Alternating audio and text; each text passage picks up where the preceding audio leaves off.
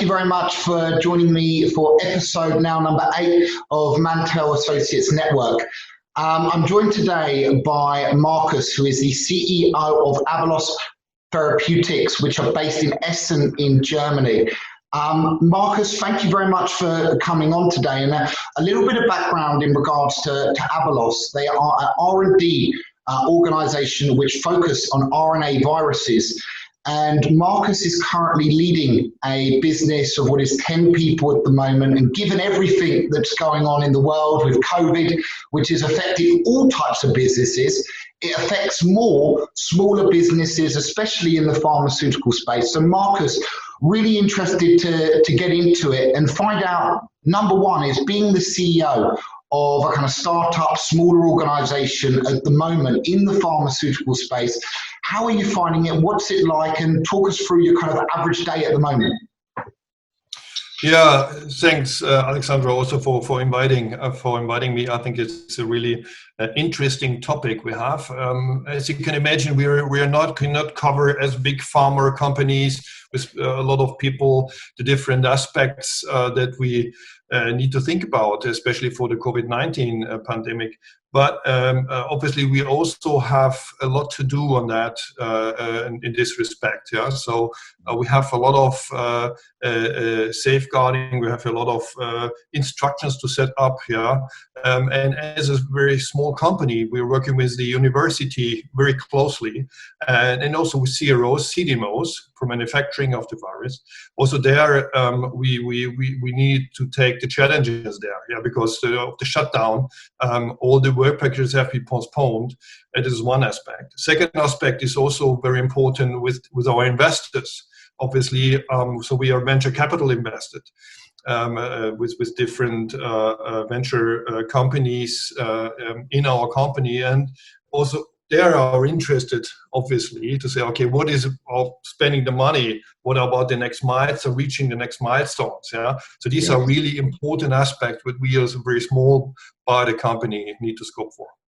Amazing. And something you mentioned there, which is actually the role of any CEO, is juggling different types of personalities. So you've not only got yourself and your family, of course, because you're at home pretty much all of the time now, I'd imagine. You've then got investors, you've then got the university, you've then got your staff. How are you juggling all of that during this time period and maintaining positivity throughout?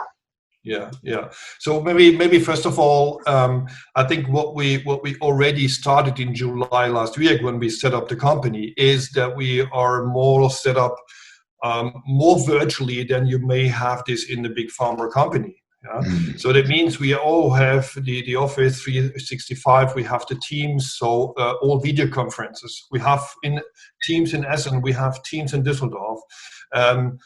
We have our manager or CTO, for instance. He lives in Innsbruck or Vienna.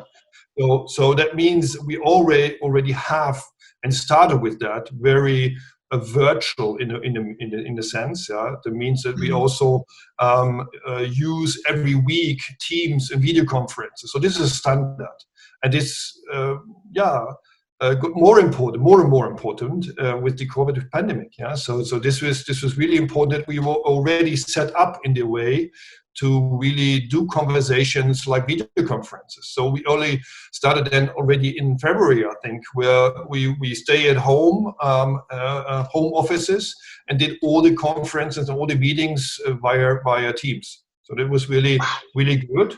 So that means we were properly prepared, yeah? And a lot of the discussions, also strategic discussions, could be done via video conferences. As you can see, I'm also working from home now, and this was, let's say, the last 2 months or so, or 6 weeks or so. We did this more virtual.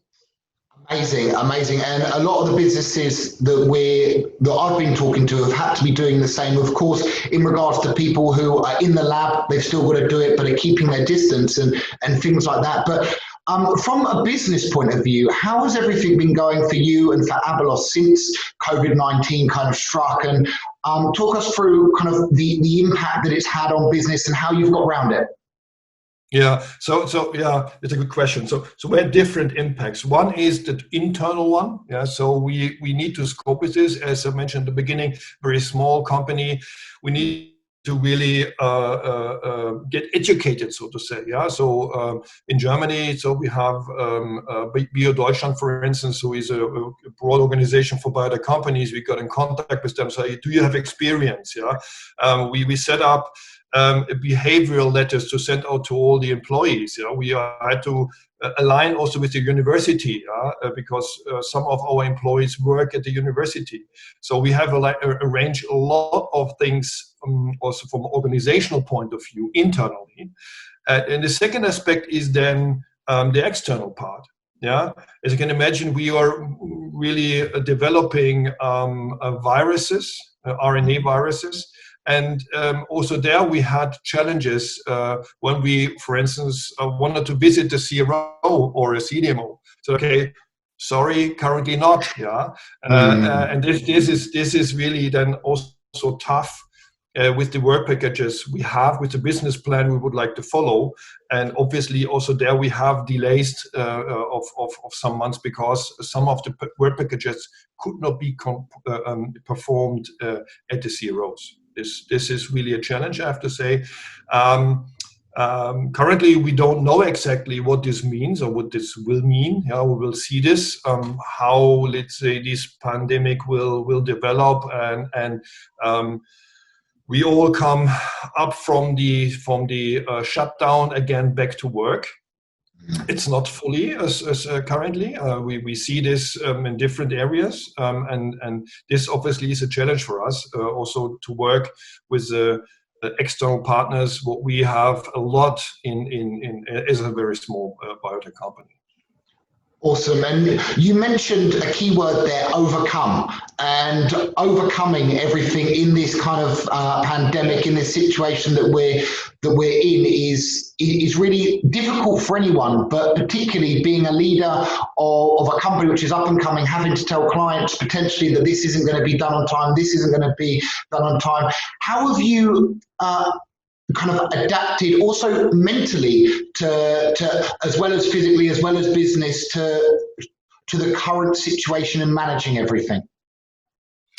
Yeah, I think that's not the biggest challenge, I have to say. So you need to imagine we are so we have this set up the company in a way that we have a small leadership team. So we have the CSO, we have the CTO, and myself as the CEO. So we really it's not only my personal hat every day thinking about what need to do. So it's really also a team effort. Yeah. So we need to think about that and do this every day, how to scope with that. So therefore, I would say, in principle, this is not the biggest challenge we have. It's more, as I mentioned before, the challenges with all the lab work to do as an internal aspect as well as the external ones. I think from the setup we have with the leadership team, I think that's absolutely okay as it is. Amazing. And in line with challenges, a challenge for any leader, I find it now with my business, is to try and be in control of as many areas and components as you possibly can. And running a business needs and requires someone to be in control. Of course, during a time like COVID, there is really only so much that you can be in control of, because everything in the world in large is out of control. How have you coped with almost having to accept that part, that's how it is? Yeah. So one aspect in this control is really that, as I mentioned before, with the leadership, they have also their responsibilities. So they also, for instance, for research, but also for manufacturing, they are taking care for their employees, but also for the topics. Nonetheless, I think this requires overall and have, for me also as a CEO, a big picture and overview what is going on in the individual aspect, is really that we set up more calls, for instance, every week, then also with the founders, together with the leadership team, to really have an understanding and a better monitoring, so to say, and if you would like, more control, but a better monitoring what is really going on, what are the obstacles, what is the problems or the challenges, and how do we need to overcome this. So there's a much more conversation via video conference now, as usual. And with this specific topic, what are really the challenges that we need to scope?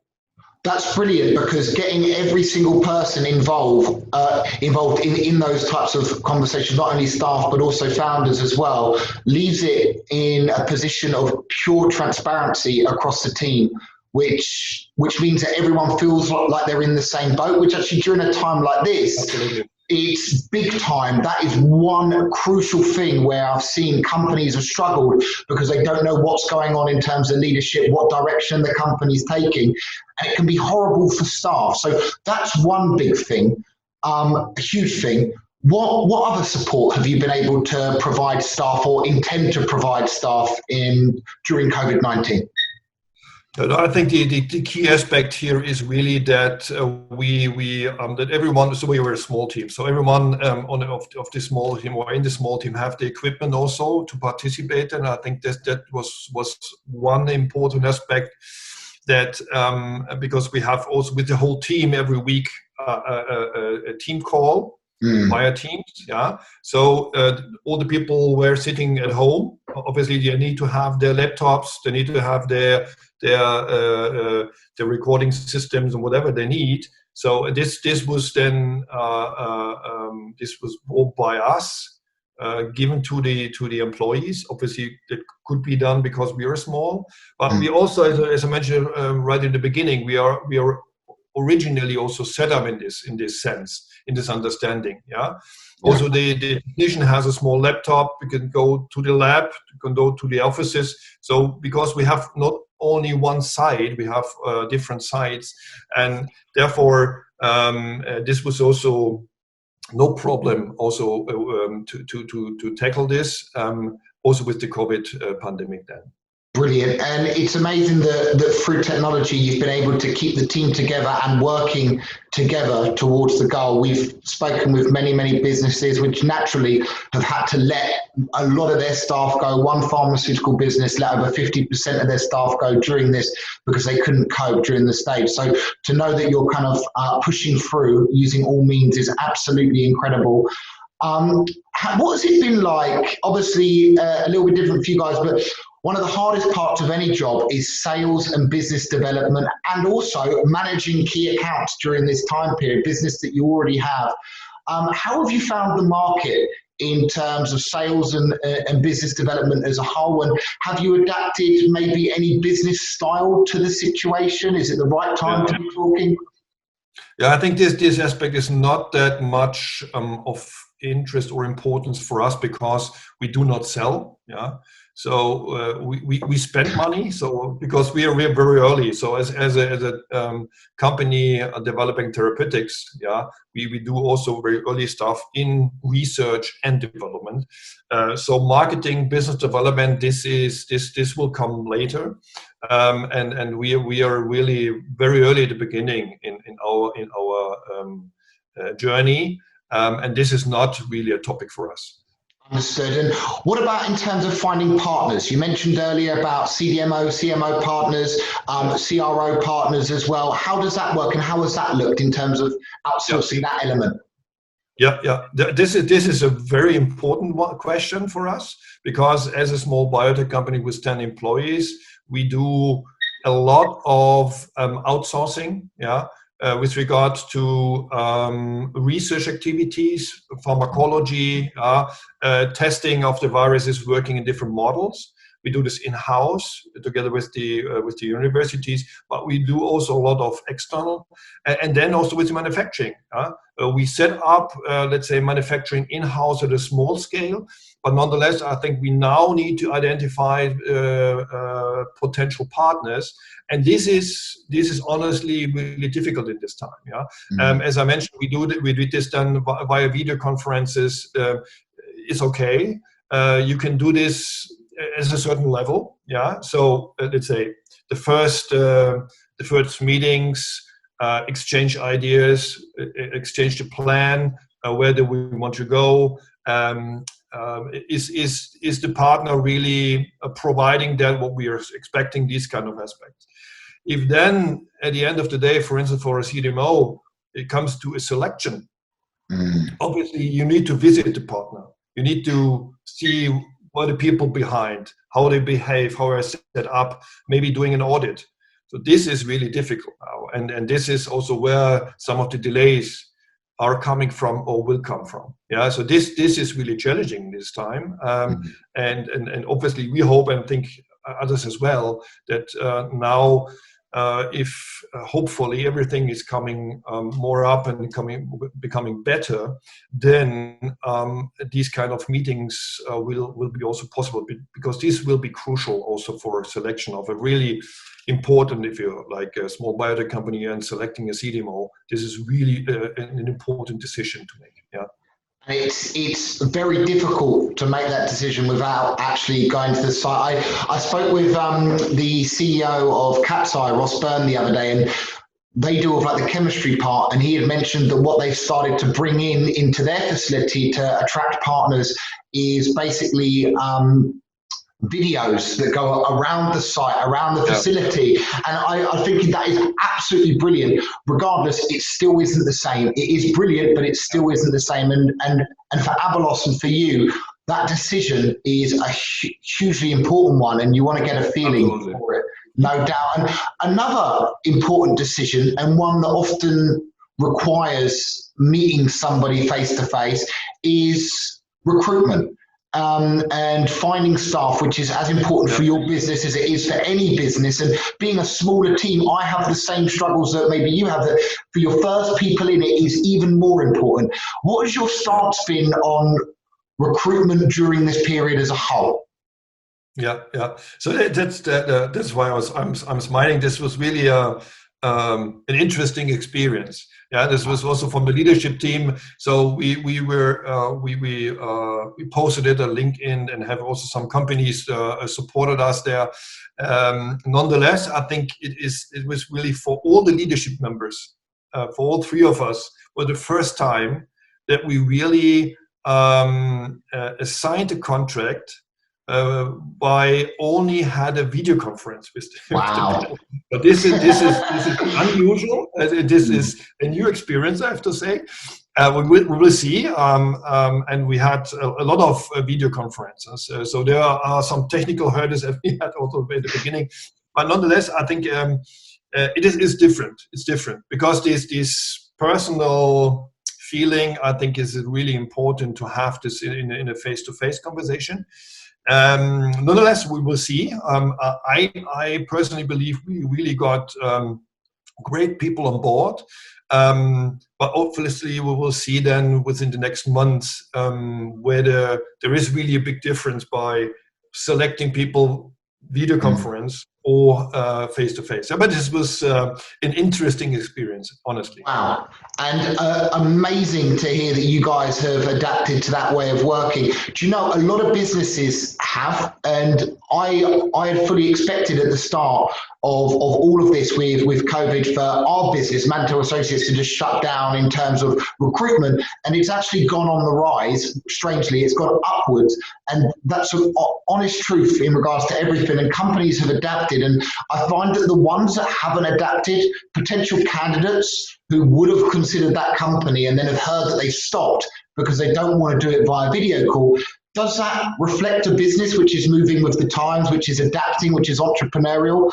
And it's almost made it, this has been a test almost for candidates. So brilliant to hear that you've had that stance. And one final question, which I'm eager to ask, is there are a lot of people who will want to start businesses or are looking at now as a time, a lot of people who will take any advice that you have on board. And and you can really help people here. So what is the one piece of advice, or what advice in general would you give to other business leaders right now, in particular of startup and smaller businesses? I think the key is, but it is not new, but is even more important here, is the communication. I think this is because there are a lot of uncertainties. Yeah, you see in the newspapers or so, really, with the shutdown, a lot of businesses are really coming down. So it's really bad, and it's going worse. I think to give then the people with a good communication also the trust. Say, okay, this is the situation. To be honest, say, okay, this is the situation. This is our plan to scope with that. I think this is one key aspect that you need to do also with your employees, because there are a lot of question marks. Yeah? So we have then every 2 to 3 weeks also an all staff meeting, a video conference. But I thought there is then also that the people can ask questions. Yeah. So and we address then, let's say, burning questions that we have in a one-to-one conversation, and bring this also to all people. I think this is really, it is always important, but even more, it's important to have these kind of conversations in the COVID pandemic situation. And keeping everything transparent across all of the team, which is actually the bit of information that you mentioned at the start, which I absolutely loved. And we've implemented it with our team. I was bad at the start with preferring to make telephone calls, and I realized, speaking with people like yourself, that everyone else has adapted. It's time for me to do it too, and it's amazing to hear that you guys are doing it. And Marcus, it has been an absolute pleasure having you on today. Thank you so much for all of the information that you've provided, and take care. All the best. Pleasure for me. Thank you very much. Have a nice day then.